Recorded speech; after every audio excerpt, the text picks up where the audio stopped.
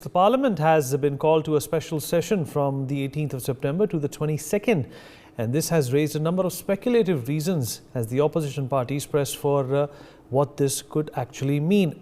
According to sources in the government, the agenda for the special session will be revealed by September 8th, and there will be 5 sittings over the 4-day special session of Parliament. What could be the reasons for this special session? Why has the government called this session at all? We're going to discuss this with our panel of experts, what the opposition says and what does the opposition also have to fear. Sumit Peer, political commentator, joins me at this point in time. Rajalakshmi Joshi, political analyst, also with us on the program. Nilanjan Das, political analyst, joins us on the show as well. Majid Haidari, political analyst, also with me on this important topic session. I'm sure there are a number of progressive agendas that are behind this meeting. Why is the opposition making a mountain out of a mole? The reason is it is in the auspicious occasion of Ganesh Chaturthi and the parliament will begin there. So when it is something to do with Hindu, it's Hindu faith, Ganesha, people have problem. People even have problem in calling it the Shiv Shakti point. When it was Jawaharlal Nehru point, there was no problem. That's point number 1. Point number 2 is we need the 3 agendas which are possibly on the charter. I don't know. I have no idea. I have no access to any information. One is the UCC, second is the women reservation, and third is one nation, one election. That is what the speculation is. Now the problem with that, with the opposition is a ... alliance. You know what ... means. First, what is their position on women reservation? All of them do not agree to women reservation. Their discontent is out in open. One nation, one election, a lot of them will never agree to it because their political fortunes will dwindle. Let me also squarely condemn what my previous panelists just said regarding Mamata Banerjee and Tilak. I think it is entirely her personal choice whether she would like to wear a tilak. And it's not like the BJP people. Having said that, any of these issues, all these things are diversionary tactics by the Modi government because they are totally rattled. If they really had good intent to bring in the women's reservation bill, to bring in such one nation, one election idea, they could have done this for the last 9 years. What were they doing? They were sleeping, or they were looting the people of India. They were looting the people's wealth for the good of a few mitro of Mr. Modi. Okay, all right. Joshi also joins us. Rajalakshmi, you think that the Bharatiya Janata Party, the union government at the centre, is perturbed, is worried about how the India alliance is coming together? Good evening, Vineet. And I don't think that this has anything to do with the India alliance per se, the I dot, N dot, I dot, A dot. I don't think it has anything to do with that. But there are definitely speculations about a lot of other issues that might be discussed. So that I think would be more appropriate, considering like your correspondent Jay Prakash ji was very rightly talking about this panel that is being headed by our former president, Kovind ji. So, I think that definitely could be the matter that is going to be up for discussion.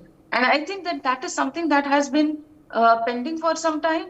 And it has been on the agenda of the Bharatiya Janata Party, definitely, that we want a one nation, one election kind of a scenario, because every now and then going into election mode is not something that is conducive for development, because every now and then you have this Achar Sanhita and the development projects are held up, and a lot of money is being spent by all political parties on the political campaigning, and that I think doesn't make sense really. And the opposition parties have always been talking about how the BJP is campaigning, and yes, the BJP does put in a lot of efforts into campaigning and making sure that they win the elections. So I think that this makes sense for all political parties. In fact, they should be welcoming this step. This is just a speculation, but even they say that this is a threat to the federal system. How do you think this is a threat to the federal system?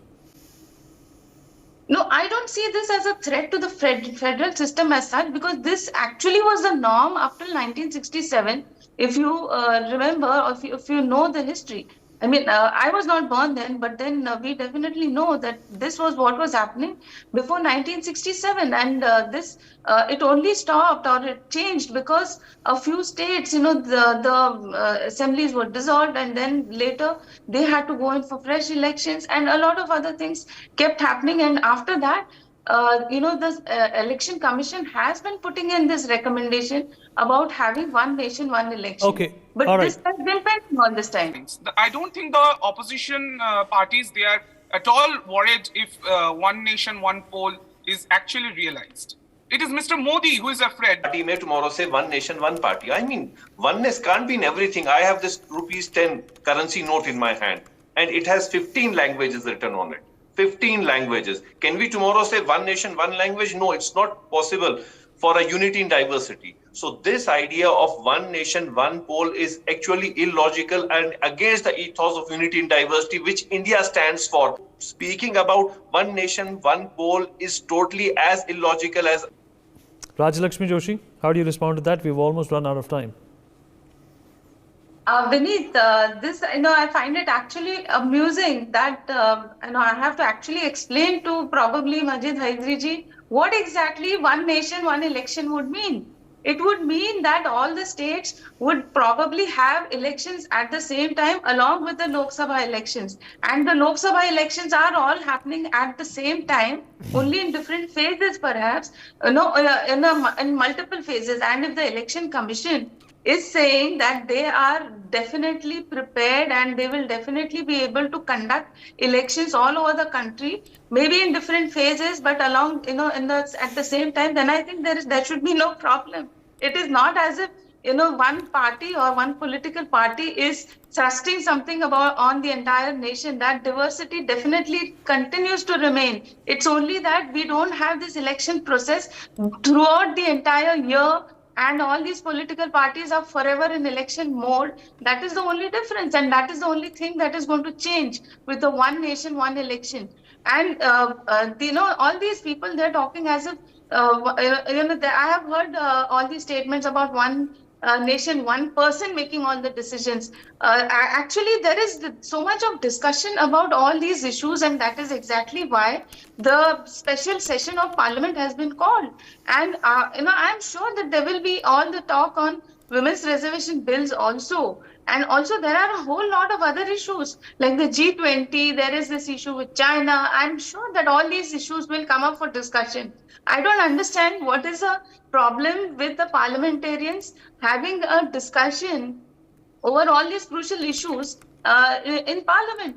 And I'm sure all the agenda will be put across. Right now, all we are doing is speculating. But whatever I have seen is whether it was about Article 370, whether it was about any of these issues, it has always been definitely in the favor of the nation. And, we definitely have this Gilgit-Baltistan issue also. So I'm sure that there are definitely a lot of important issues that are going to be discussed in the Parliament. And I think that all political parties should be looking at all of this positively. And right now, all that is happening is it looks as if... Well, if they start looking at this positively, Sumit Peer, if they start looking at this positively, then there is no point of having an opposition, right? It is their disposition, it's their demeanor to have a problem with everything that the government proposes and undertakes. Problem is Modi विरोध करते करते देश का विरोध कब कर लेते? They don't remember. They don't recollect when they have crossed the Lakshmi Rekha. That's point number one. Point number two is Vineet, when anything, why want to build the Why not only one political party? If other political party gets decimated, no, Majid Saab, if other political parties gets irrelevant and decimated and they have to all come together to fight Modi, फिर मोदी जी कहते हैं ना, एक मोदी सब पे भारी, आपके पास जवाब नहीं है इसका.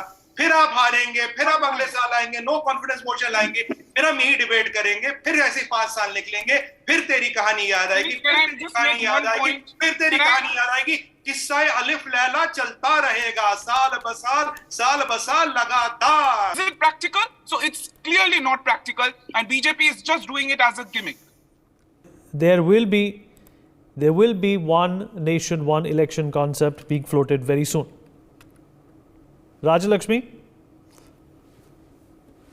Yes, definitely, Vineet. That is exactly what I was telling you some time back. That this is and it does have Adhir Ranjan Chaudhary in this committee as well. So do you think that this committee is balanced? They have tried to keep a fair balance between people who are going to be deciding this particular movement? Yes, definitely, Vineet. And that is exactly how things have been happening all the time. And in spite of that, there was unnecessary speculation, and I don't see why, even before seeing the draft, even before seeing the proposal, why people keep jumping the gun and opposing all these things. I understand that there is a role of the opposition in making sure that things don't go wrong. But then when you keep opposing any and everything, whether it may be for the benefit of the nation or not, then I think that the opposition loses credibility. I think that there should be a proactive kind of a role of the opposition in which they make sure that all the provisions, all the proposals that are being put up by the government are in good terms. But instead of that, like Mr. Majid Haidari ji, he's probably not here right now. But then, there is this lack of understanding, a complete lack of understanding what exactly this is all about. They're talking so absurdly as if only one political party is going to play some important role in the entire nation. Right. How So, is Mr. this, going to Nilanjan, be a the opposition keeps talking about the fact that there is no, ample discussion when it comes to formation of any law or anything that's supposed to be passed in the houses. But looking at this list, Nilanjan, do you think that it's a balanced one? Ghulam Nabi Azad is a part of it. Mr. Adhir Ranjan Chaudhary is in this committee as well. No, do you think it's a balanced list? I'm asking you. I'm asking you. Why are you questioning me back? I'm asking you. I'm the anchor. I'm supposed to ask questions. No, because it has. You can't the ask a former question back to me.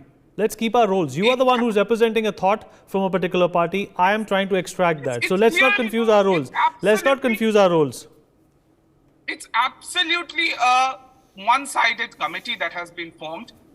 So here, if you have Mr. Adhir Ranjan Chaudhary, who is the tallest leader of Congress, and Congress is a national party, to 24-25% of the national vote.